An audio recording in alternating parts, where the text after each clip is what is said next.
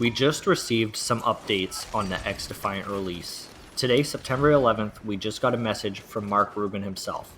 This is what it says. Hello, XDefiant fans. I've got an update for you, and it's a big one. We want to further explain why we haven't given a specific date yet for our launch, and sometimes full transparency is like drinking from a fire hose, so I hope you all are thirsty. First things first, here's a detailed description of how the submission process goes.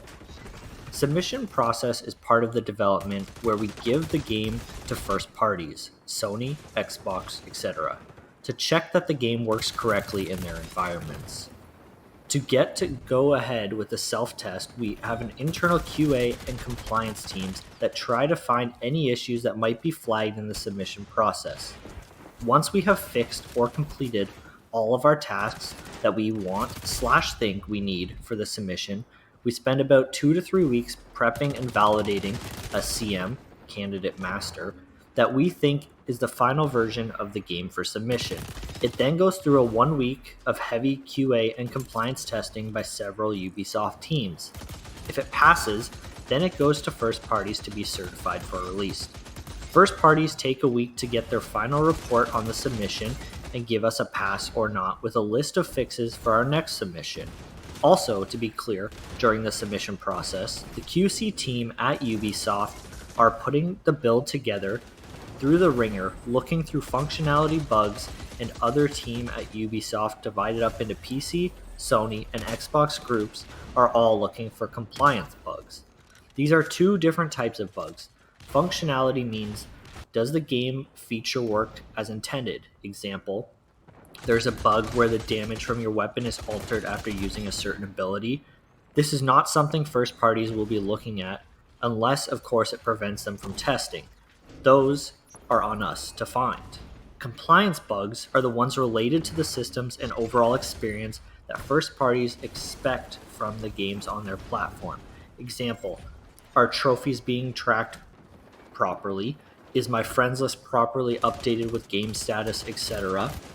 After we get a pass from all first parties, we are then ready to ship and need probably 1 to 2 weeks before launch depending on the date of the pass. If we don't pass, then we spend about a month fixing the issues that came up from the submission and repeat the process. So where are we in all of this? At the end of July, we started this process, and we have got our first results back by mid-August, which was not a pass. We realized that then we had more work related to compliance than we had anticipated. If it had passed, then we would have had the ability to ship by the end of August, but it didn't. So we had to spend the last 3 to 4 weeks fixing bugs for those issues and getting ready to do another submission. We are currently in the CM prep part of that process and will hopefully be submitting to first parties in a little less than 2 weeks. If that passes cleanly, then we could be looking at a mid to end of September release.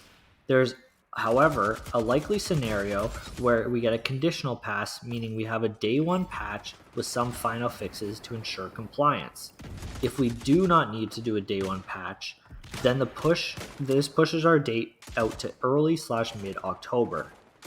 So why no firm release date? If we were following the standard rules of the game release, we would not have set a date enough in advance for a buffer to have a confident release date. However, like a lot of things with this game, we have not chosen a typical route. Having millions of people play your game long before it's ready is not normal.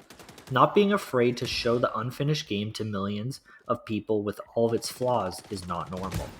These were real tests and not just marketing events. So when it comes to where we release, the final answer is as soon as we can, and we'll continue to update with more info when we have it. To conclude, we set out since the concept of this game to be transparent with our community and to listen to our players and act on their feedback. We've even shown that we will add features in the middle of development based on players' requests. Map voting, which is now in, and things like S&D, which is coming later. We want this to be in our game, and we want this to be your game. I know that's a lot of info, so thank you for taking the time to read it all. I know it's been quite a journey to get to this point, and I want to thank every single person that has joined us along the way. We really want to go live and share our passion and love for XDefiant with everyone. Hope to see you all soon in the game. Mark Rubin. So that concludes everything that was in that statement. From that statement, we learned that, but depending on this next submission, we should be seeing the game released by the end of September. However, if they are not allowed to do a day one patch, then we will most likely see the game at the beginning of October. Both of these are very close, so it should be less than a month depending on how the submissions go. If you guys enjoyed this video, hit the like button, subscribe, stay up to date with all my videos every day on XDefiant. I'll see you on the next one. Peace.